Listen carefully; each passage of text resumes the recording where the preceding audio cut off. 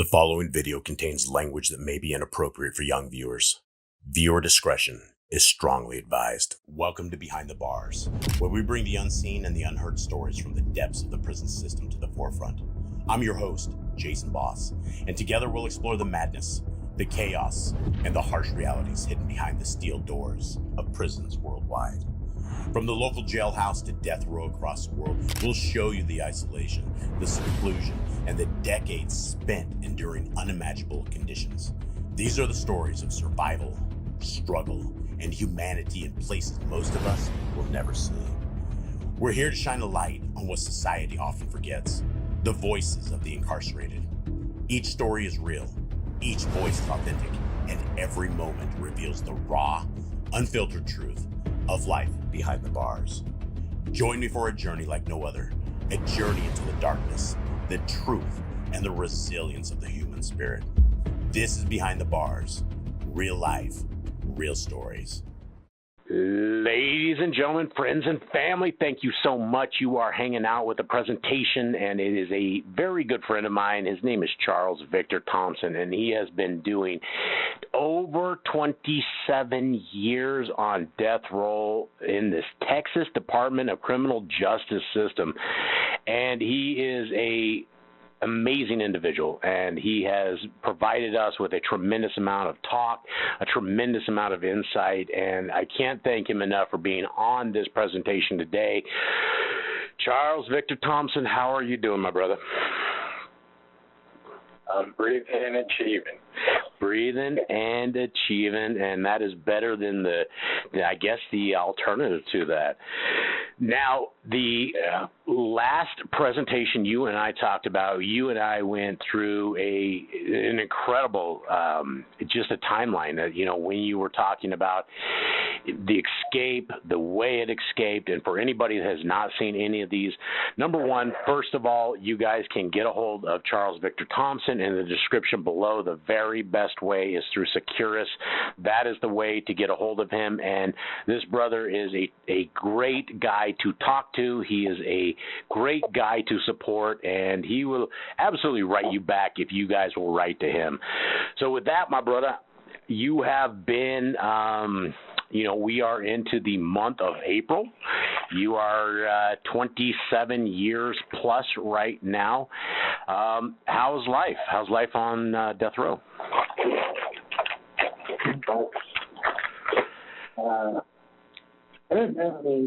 Nothing's changed. Kind of like Groundhog Day some days. Same day over and over. And There's a whole lot of that. I've talked to a lot of guys on death row that are always very concerned about staying sane, about keeping the mind of just keeping sane. How are you doing with that? How are you able to function day to day, week to week, month to month, year to year in complete isolation and still, you sound totally normal. You sound, like, a guy that's fighting for his life. How does one stay in solitary confinement to the way that you are and maintain your sanity? Hope. Hope is a good thing, huh? Hope. I was reflecting on something the other day. I'm trying to remember. It was Romans 6:19, Hebrews 5:3-5. The quotes about hope. Mm. Yeah, hope keeps me going. And for the, to maintain, 27 years is a long time. That's like older than any of my kids are. You survived the last that you and I talked. You had survived an escape, and I think that anybody that's out there that would be locked up in jail, if you had the opportunity to leave, you would, right? I don't think anybody is in prison voluntarily. If the door's open, everybody leaves. Take us through your trip back to TDCJ, because it looks like you got caught in Louisiana, right? Yeah. And so the last bit of freedom that you have ever experienced in your life to this point was on the run to the point you got caught, and then you were in, I believe, a little airplane that they took you back to TDCJ. Yeah, they flew me back to Hooks Airport in Tomball, Texas, my hometown. And we landed, went into we already covered the part about the lady walked up on the tarmac and scared the piss out of us. Yeah, that was very interesting. Went to the Homeland Security hangar, took some photographs with an Air Force pilot who knew who I was, been watching everything on the news. And then we went, when the marshal showed up, we went to their hangar, hung out, waited for the fugitive task force squad to show up, and their chase car, lead car, and transport brand new Chevy Trailblazer that the sergeant of the task force got courtesy of the Harris County Sheriff for bringing me in. Just picked it up at the dealership that afternoon. Still had the plastic on the floor mats. I had less than 100 miles on it. He asked me, he got in the back seat next to me, put me in the middle. He said, "You like my new ride, Thompson? I got this because of you." I'm like, "Wow." He said, "I even got to pick the color. Champagne silver." Wow. Still had the plastic on the floor mats. I'm like, "Wow, man." Sheriff Tommy Thomas is calling him on the phone. "Yes, sir." He's sitting right next to me. We're taking him in. So we arrive at the Harris County Jail. The media is camped out. The Inmate Processing Center, where they bring people. Whenever they catch anybody, the media knows they're coming to that specific garage door going into Inmate Processing Center. That's where transport vehicles drive in. So they pulled an okey doke on the media. They called the IPC and spoke to the supervisor and told them, "When we call you and we're like 1 minute out, we want you to roll the garage door. We want you to close the garage door on the entrance where the media is standing around." There's like 30 media out there with like 5 or 6 TV cameras waiting. They know I'm coming. They're waiting for it. They want to see me on, bringing me in into custody. So they had the door closed. They called them on the phone and told them, we're 1 minute out. Open the exit. Half a block away is the exit on the other side, right? It's like a quarter of a block away. So they rolled the garage door up. This big steel garage door that rolls up. And we drove right past the media and drove right into the exit part, and they shut the door so they could run over there and get anybody on tape. Obviously, the fugitive task force doesn't want to be on the evening news because when Joe Schmo convict with the blue warrant, parole violator that they're trying to arrest, which is what they do, he doesn't want to recognize them coming. So, and so we drove in. And so you didn't see any flashing lights. You didn't see any kind of crazy stuff, or the media didn't get you. A couple of them looked up at us when drove by. I was smiling. I was like, I already had my 5 minutes of fame in Louisiana, and then they had me on film. They were taking me into the jail. My hair's all disheveled because I was drunk. My sobriety, I had my moment of relapse. So I was 3 sheets to the wind when I got arrested. So this is a few days later, back in Houston. So when we step out of the vehicles, it looks like, I can't compare it to anything else but like a military-type wedding procession where all the uniformed people stand on each side of the walkway and hold their swords over. You know what I'm talking about? Yeah. Yeah, but it's a bunch of angry cops, and there's no swords. Now, they're just all glaring at me. There's one way to go and one way only into the jail. Yeah, they're falling in behind me. As I walk past them. And when I walked into booking in the Harris County Jail, there was a sea of blue shirts, deputy sheriffs. There must have been 50 of them in there, standing there with their arms crossed. The major and the deputy chief called all the deputies down there because they wanted them to get a look at me in person so that I couldn't walk out again. There was a sea. I thought I was about to get my behind beat to a pulp. That's what I was wondering. I was pretty nervous. Were they more aggressive after this than they were prior to this? What was the demeanor with the cops versus before the escape? I found out as soon as we walked into booking right there where the fingerprint machine is.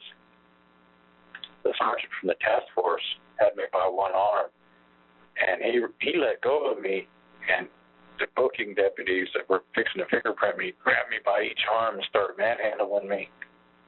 And he's like, gentlemen, please, let go of my prisoner. I need to get my cuffs off him first. And he took the handcuffs off, and he stuck his hand out to shake my hand. He said, I wish you good luck, young man. You're going to need it. And he turned around and looked at him and told him, hey, he's all right, fellas. He isn't giving us no problems. I'll take it easy on him. This guy has worked every division in the department for over 40 years, so he was well respected. So once you get that, they kind of relax. They're like, okay, step over here to the fingerprint machine, give me your left hand. So they see that I'm cooperating. They fingerprinted me right away, and I got a special escort straight to the dungeon. The bottom of the barrel in the Harris County Jail is double door lockdown, what they call a shitter cell.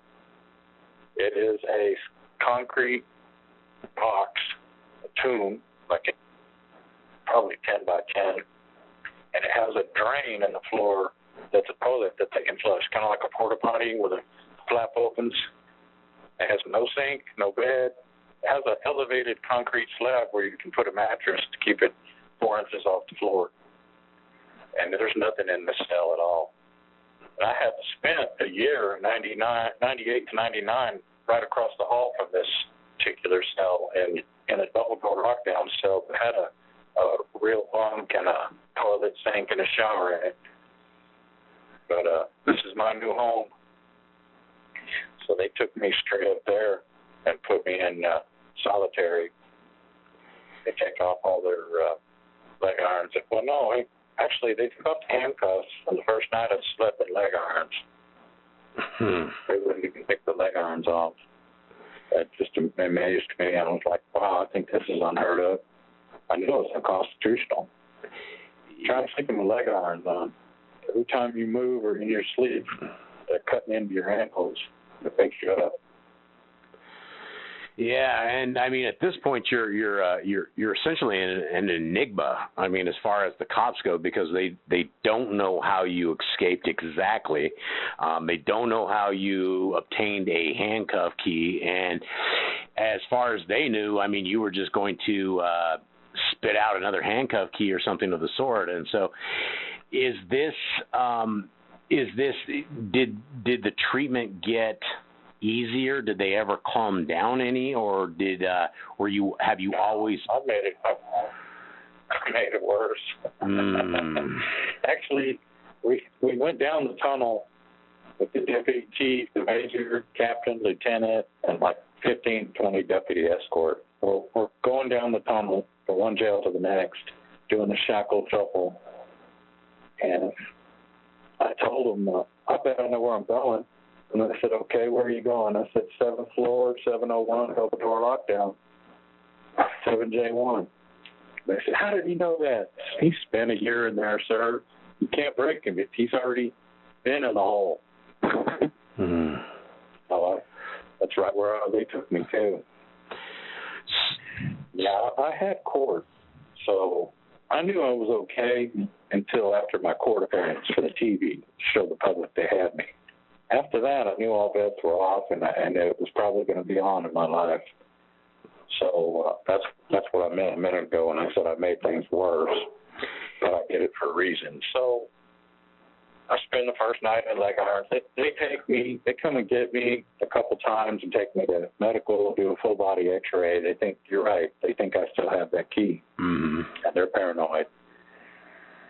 So. But they put me in there where there was a couple inmates in other cells.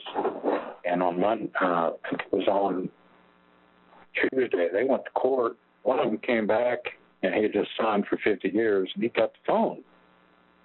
They gave him the telephone on wheels, and he's in the slot. I'm looking at him through the gap in the side of my door, 10 feet away, and he's on the phone talking to his people. I'm calling back to TDCJ. Black dude from the ward in Houston. And he was on the phone for about an hour, and he hung up. I said, you done with the phone? And he said, man, they ain't going to let you use it, that's for sure. I said, no, I want you to call somebody for me. And he's like, man, you know they're listening on the intercom. I said, man, all day, all last night I've been here, and I ain't scared. I'm going back to penitentiary. I got 50 years. I thought you wasn't scared, Holmes. What's up, man? He said, you ain't said nothing, my boy. Give me the digits.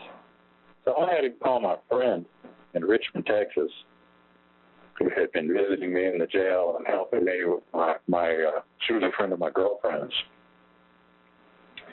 the one that turned me in Australia. She was her friend. She was visited by the captain, Fort Bend Sheriff County, the Fort Bend County Sheriff's Department, right? Mm-hmm. So when he got her on the phone and he said, hey, I got Chuck right here, and I see he pulled the phone away from his head about a foot away, and he turned it towards me, and I could hear her screaming and yelling. He's trying to talk to her, and she's just screaming at the top of her lungs. She was pissed off because the Sheriff's Department came and put a patrol car in every driveway on her block all at one time, visited her and all her neighbors, knocked on everybody's door, and showed them my picture and asked them if they'd seen me, and embarrassed her. She had just got her new house in the suburbs, and I ruined it for her. So that was the end of that friendship. Wow. Which I fully understand. I'm not mad at her. Now you were going back to court for sure. what? The escape charges? Yeah. So I'm going the next morning to court for the escape charge to make a public appearance, so they could show everybody they got me and read the charge.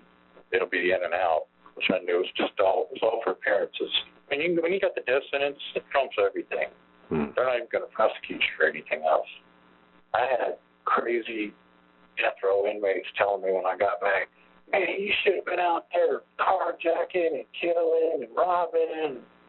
That's a real quick way to get caught. That would be really ignorant on my part. You know? No, it's not the person I am.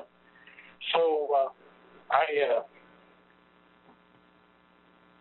had the realization right when he said it, they're listening on the intercom, and I had a feeling they would be in there soon. And it wasn't 5 seconds after he hung that phone up. He only talked to her for like 35, 40 seconds. In came half the administration from the Sheriff's Department, the deputy chief, which is the number 2 underneath the sheriff, major, captain, lieutenant, sergeants. They come busting in there, rip the phone away from the slot, slam his slot shut. They come over to my cell door, pull a little 10 by 8 window with has a little door on the window. They pull the little flap open on the window. The deputy chief's pointing at me. You want to use the phone? Smart ass. I'm touching the slot, which is locked, from rattling it. So now how am I going to use the phone? The slot's locked. Don't get technical with me. Roll this door. I'm like, oh. I step back. I'm like, oh, I need to have handcuffs on. Oh, crap. They're coming in. I step back about 6 feet back from the door, and I take a fighting stance. The door swings open out into the it's a 4-cell hallway with double door cells. It's called double door lockdown. They swing the door open and got the deputy chief in a suit, the major and a captain, lieutenant. They're all standing right there. And they're like, come on, turn around so we can cuff you. I'm like, I'm not giving you my back so y'all can beat me up.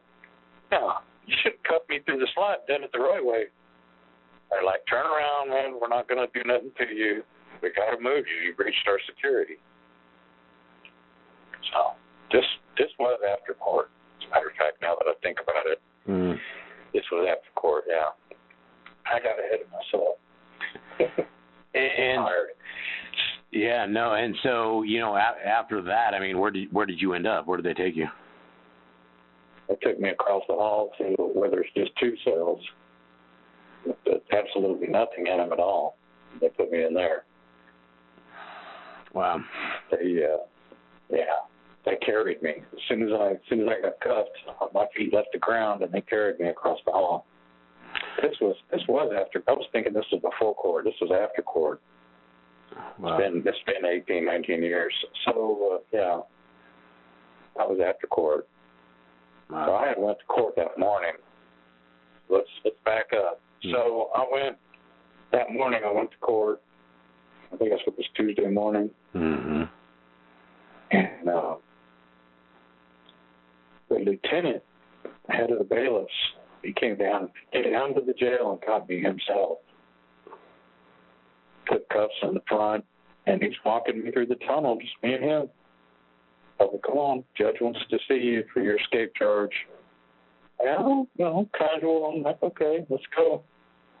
His cell phone rings while we're walking down the tunnel, and he's getting yelled at by Captain Kuntz of the 701 jail, taking his prisoner out of the jail without his permission. He's telling him he'll have his job for this, and he tells him, Captain, I understand I'm just a lieutenant, but I'm a bailiff. I work the courthouse, and I'm doing what the judge ordered me. Take it up with the judge, and he hung up on him. I'm laughing. When we get to the courthouse, we go straight up on the elevator. Come out of the elevator. Behind the courtroom is 2 holdovers. One of them is meant to hold like 20 or 30 people. It's got 50 people packed in there like sardines. And there's a big holdover that looks like it would hold about 50 people, and it's got about 150 people packed in there. And as soon as I stepped off the elevator and started walking past the windows and the doors of these 2 holdovers, which are on left and right across from each other, they busted out applauding and cheering. And you would have think that somebody just scored a Super Bowl touchdown. And the bailiff looks at me, and I look at him, and he's like shocked. And I'm like, they're all, that's him, there he is. And these guys, they're all down there pleading their lives away for 50 years instead of taking it to trial and going through the court procedures. It's wheel and deal every day, people's lives. But I had done what everybody dreamed about, Every prisoner sits in jail, and they think about it, but not many actually do it. So, it was so loud that the bailiff came busting out of the side door from the courtroom and started screaming and yelling, hold down all the noise. You're interrupting court. The judge can hear you in there. And the lieutenant looks at him and says, all we did was just walk in, and they started cheering. Wow. I was kind of amazed. I didn't realize the gravity of, the situation, I guess. So they halted court. I knew the gravity of the situation. I didn't think that the inmates would be rooting me on like that or cheering me on. Some are mad at you, some are happy for you, some are rooting for you. You get the whole bag. Yeah, wow. So I meet my court-appointed lawyer, and he tells me, hey, we're going to go in there. We're going to walk up in front of the judge. He's going to read the cause number, read the charge. We're going to plead not guilty, and the prosecutor's going to set a date for 30 days from now, and we're going to have a closed courtroom that day. You won't be here. You'll be back on death row, and they're just going to dismiss the escape charge. You got the death penalty, dude.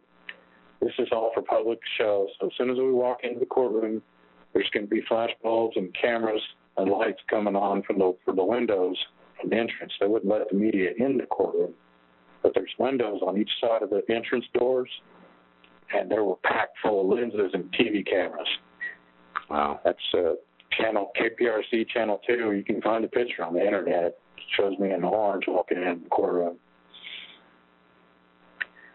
And as soon as I walked in, all I heard was flashbulbs going off. And just as he told me, he read the charge, said he pleads not guilty, and judge says, get him out of here. Like, that judge, that was my one and only appearance before that judge in my actual courtroom. I had never even appeared in my actual courtroom. They had my trial in a project courtroom. That judge had to recuse himself because he he was part of the prosecution, special prosecutions that set me up in the jail, and then became the judge in my courtroom before my first trial. Had to recuse himself. His name was Mike Anderson. He had to recuse himself off my retrial.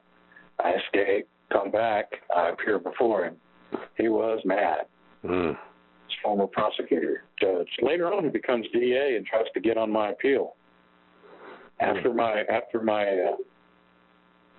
reversal and retrial, he gets on my appeal again. I had to recuse him like 4 or 5 times. When he became district attorney, I filed a 5th recusal on him. I mean, the system's so corrupt, man. He had it in for me from day one. I really think he was a friend of Denise's. Yeah, it sounds like a lot of people were friends of hers. Him and his wife, they were both former district attorneys and became judges. And when he passed away from cancer 10 months after he took elected office, and Governor Rick Perry handed his wife the job as interim DA. You have 1 minute left. She turned out to be the bigger thorn in my behind. I had all the records about the informant sealed in my case, and I still haven't seen these 300 pages of documents to this very day. Wow. Covering up stuff that Elton did. Yeah, it sounds like there needs to be a retrial for you. It sounds like there needs to be a little bit of, straight justice because, again, I got to make this real quick. We only have a minute or so, but, the crimes that you were accused of, it was a heat of passion and it was not a pre-planned attack. And that's what they have put you on death row for, was a pre-planned setup attack. And so definitely from what you've said, I believe that what you say, and I appreciate your time on this, my brother. Thank you so much for being on this presentation. Thank you for talking like you have and being open and forthwith and just being part of this.